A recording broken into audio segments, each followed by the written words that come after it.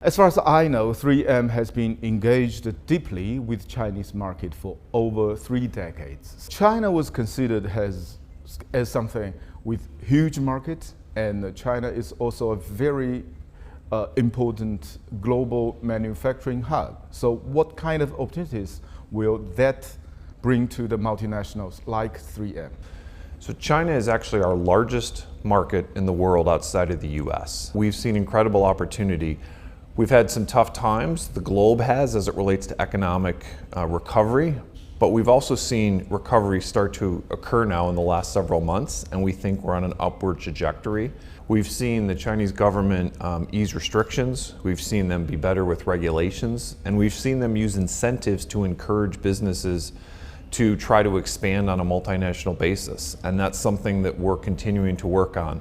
But the dialogue between multinationals as well as senior government officials is important. So as I mentioned, we're here regularly to engage with government officials, have them understand some of the things we're going through and see where there's opportunities to maybe make it easier for better business climate. The other piece is to continue the dialogue that senior Chinese government officials are doing with the United States, for example. That is something that needs to continue to go on, and we've seen that in recent months, and we're encouraged by it. You mentioned before that the senior officials from our both governments now are engaging in some kind of dialogues, some kind of conversations. That's a good thing. But the bilateral relationships between our two countries has been on a downhill trajectory in recent years.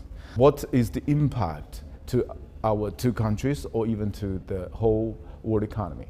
I was here just in July, and that was a key visit for Secretary Yellen, Secretary Blinken, a number of other U.S. officials were over here. We saw the progress that was made in the last couple of months, which is now leading to significant meetings with President Xi as well as President Biden in the United States at the APEC meetings. So I think there's now an acknowledgement that the U.S. and China, they're dependent on each other. Their economies are dependent. And so we need both of senior officials from both countries to continue the dialogue. It's incredibly important for companies, multinationals like 3M, for that dialogue to continue and for there to be an understanding that both of our success is dependent on one another. So we need to figure out how to work through some of the issues that we have in the past. I don't think we're there yet, but I do think very significant progress has been made just in the last couple of months. Fair significant progress. Do you think, is it likely to yield some kind of breakthroughs? I believe it already has. I think we've already seen a lowering of the temperature between the two countries. I believe that the business climate here in China is continuing to turn around, and I think some of these pieces support another. So the business climate can sometimes help the diplomatic conversations. Diplomatic conversations can help the business climate. And I think we're also seeing that. That turnaround is helping on both fronts. As a company from the United States, have you ever felt the impact of the change of our bilateral relationships in recent years? I think we feel it in terms of traveling abroad and in terms of the questions we receive, generally from US senior government officials about our work in China and vice versa. Chinese senior government officials asking about the different actions taken by the United States government. I think we're in a unique position, 3M, to explain that in order for global trade to be successful, there needs to be an acknowledgement that there are certain parts of the economy the US is going to have to continue to protect. There are certain parts of the economy that the Chinese government is obviously going to focus on, and they're going to do so in a way that may not be exactly with what the US is looking for, but that doesn't mean that as a whole, both can't coexist together and figure out a favorable global business climate. So globalization, free and fair trade, that's something that we're continuing to push for. We've had some bumps in the road for different reasons, as you mentioned, geopolitically, but we're still working through it, and it can absolutely still happen.